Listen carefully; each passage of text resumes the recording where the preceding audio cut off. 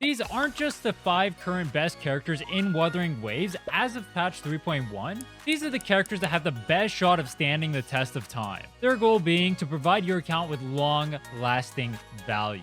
Let's start with some honorable mentions. These characters, while strong in their own rights, are just shy of being able to make it to the top 5 of this list.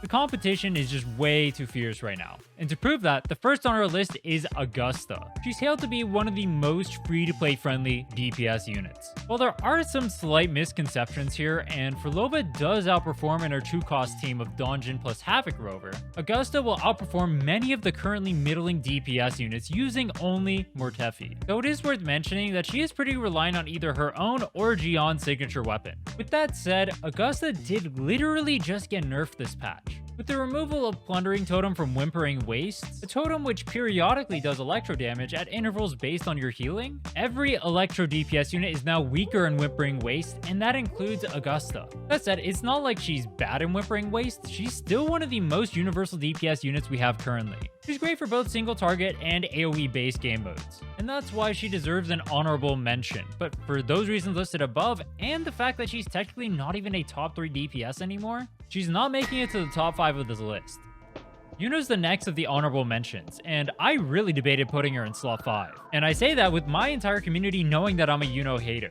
Not gonna lie, not really into the whole feat thing. It's even with me acknowledging that I see a community that consistently undervalues just how much value Yuno provides. For those unaware, as a main DPS character, Yuno's actually currently competing against Kartethia, assuming you're not quick swapping. That said, Yuno has 2 major drawbacks, one of which being that her free-to-play friendliness is just not there. Yuno is a character that scales off of having other 5-star units on your account. Though it is worth mentioning that if you do have those 5-star units, she actually does become meaningfully versatile.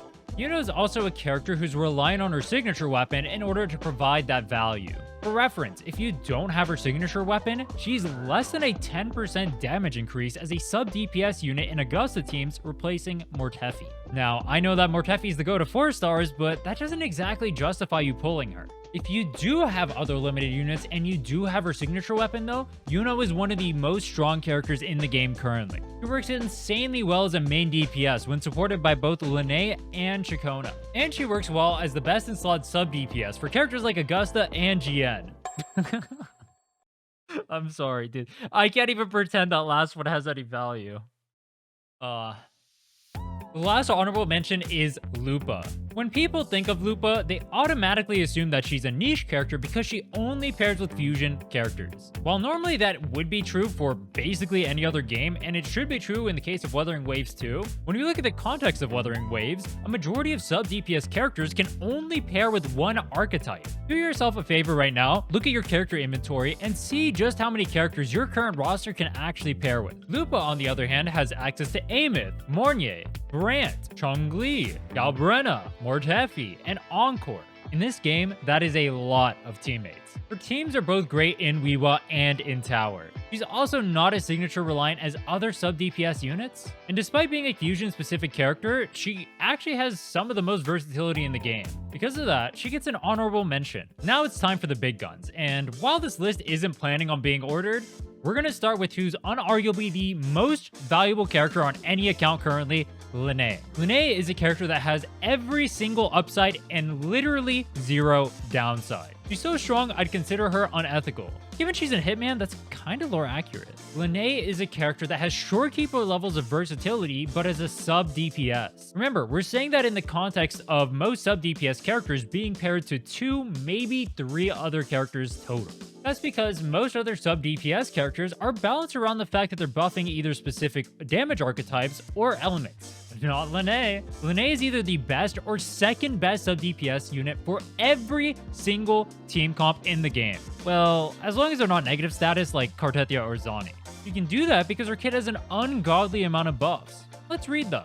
15% damage amp and 25% liberation damage from her outro, 10% attack or 24% damage depending on if you're running static mist or her signature weapon, 30% attack and 10% damage from her set effect, 24% damage bonus from her ultimate, oh and of course 40 tune break boost for fun. If I read Jesh's list of buffs in comparison to this, we're all gonna get depressed. Did I mention that she's also one of the few releases recently that is not signature reliant whatsoever? You're more than welcome to run Static Mist, which increases her free-to-play friendliness, and is also a weapon that most players have, so you don't even have to go fishing for it. And of course, if that wasn't good enough, she's part of the literal best team in the game currently with Ameth, Rhinne, and Mourn. If there's any character on this list I would highly recommend you get, it's definitely Rhinne. She brings more value than any character in the game to an account currently. And if you're looking for long-term value, that's definitely where I'd start. Let's move on to everyone's favorite vegetable, Ameth.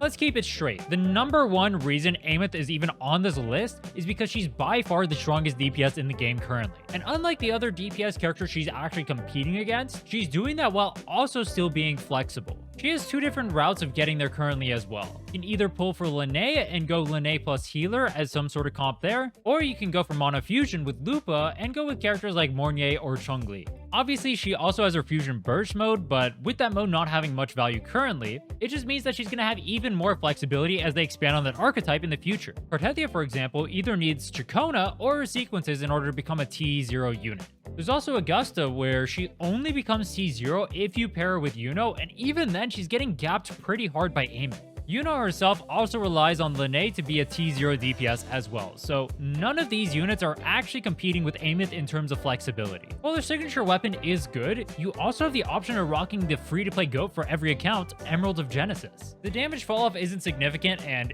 if we're being realistic, Ameth is so overtuned right now anyway that you're not going to need the extra help to clear. Ameth, Rhinne, Mourn follow a simple 1-2-3 rotation, so if you want an easy but broken team, Ameth is one of the best pickups in the game currently. Speaking of best pickups, Shorekeeper was notorious for being one of the best pickups in the game for over a year straight. Shorekeeper is, much like Rhinne that we talked about earlier, either the second or third best option for a large majority of teams currently. Basically, if you don't know what you're doing, just add a Shorekeeper to your comp, and it's probably better off for it. Kuro has definitely tried to tone down her power level with new releases though. As we see the expansion of archetypes such as negative status, where characters like Chisa are getting more propped up, mono-element teams that don't even want to include Shorekeeper in the first place, and Tomb Break based teams which are at their strongest without Shorekeeper, she's not quite as meta-defining as she used to be. This especially holds true when new healers such as Mourn have arrived, but we'll get to her in a bit. One of the things you're going to notice with a ton of the characters on this list is that they're not signature reliant, and Shorekeeper is no exception. As long as you have a copy of Variation, Shorekeeper is more than ready to perform. This means that Shorekeeper will be a less expensive pickup than other carry options, while also allowing you to save that Astrite so you can invest more heavily into your carries. If you do end up going with Shorekeeper, it's worth pointing out that she's not going to become a better character over time. As an over 1 year old character at this point, and a character that basically everybody in the game owns, Kuro's likely going to try and find more and more ways to push her out of relevance. I mentioned it earlier, but things like negative status, mono element teams, and tune breaks are just some of the ways that they've tried to make her less and less powerful. That said, Shorekeeper is still one of the most valuable pickups in the game currently, and that holds doubly true for new players who are able to select her from the New Player Convene banner. On the topic of healers, let's talk about our fourth character, Mourn. If I were to say that a character in the top 5 was the least valuable, it would have to be her. In fact, there's a good argument to say that either Yuno or Lupa would be more valuable to most accounts in the game. Mourn's main concern is that she's kind of reliant on either Lupa or Rhinne to outperform Shorekeeper. And while obviously her teams are strong if you have either Lupa or Rhinne, that means you're investing in a healer character to pair with that sub DPS character, who's already strong in their own right. Then you compare that to Shorekeeper, who's just universally strong, and you're starting to see the issue. If there were no other healers available on your account, that wouldn't be an issue. That said, everybody can select a Rhinne for free, and you're gonna lose 50-50s to her eventually. With Mourn's performance just being barely above Rhinne's if you don't have Rhinne or Lupa, she does lose a lot of value as a pull there. If you do find yourself investing in characters such as Lupa or Rhinne though, Mourn becomes one of the strongest characters in the game. In standard 1-2-3 rotations, she actually elevates mono fusion teams to be stronger than their current rendition. And do I really need to tell you she's part of the strongest team again? If we see a continuance of the tune break mechanic, we'll see Mourn gain even more stonks there as well. Also, Mourn, just like the other supports in the top 5, not really a signature or even stat reliant character. That's kind of an underrated aspect of her, because you can just run Discord as her weapon, and then you can focus most of your stats, including tubes and tuners, on your carries, meaning they'll do even more damage. Obviously, you still need to hit your energy regen breakpoints, in case that wasn't implied. The last character on this list is the Queen of Whimpering Wastes, Flova. Flova is a signature-reliant character, but as long as you have that signature, she pays dividends. Flova's low-cost team of Havoc Rover plus Dawn Jin is one of, if not the strongest free-to-play team in the game currently. Once again, assuming that you have her signature. She's also extremely flexible for a DPS unit. Monterella, Havoc Rover, Shorekeeper, Cho Yuen, Brant, Lene, Mourn, Rhinne, Dawn Jin, Fu Ling, and even Galbrenna can all pair with her as viable teammates. Not only does it give her the flexibility to play around whatever your account has to offer, it also gives her the flexibility to play around the shield buffs that Kuro ends up implementing at a given point. If you need a shielder, for example, you could pair with Brant and then you're playing around a shield buff. If you need Toon Break, you can pair her with Lene and Mourn, and that's perfectly fine. Oh, and in case you guys didn't get the point yet, she's also the best character in Whimpering Waste. Actually, that becomes doubly true now that Plunderer Totem is removed from the game. All her DPS, even in her most broken team comps, are falling behind the top of the competition. Ameth. She is still able to clear every endgame mode easily, and I don't expect that to change anytime soon. Also, as I mentioned with Ameth, a DPS character being able to pair in even 2 different archetypes is already considered flexible in Wuthering Waves.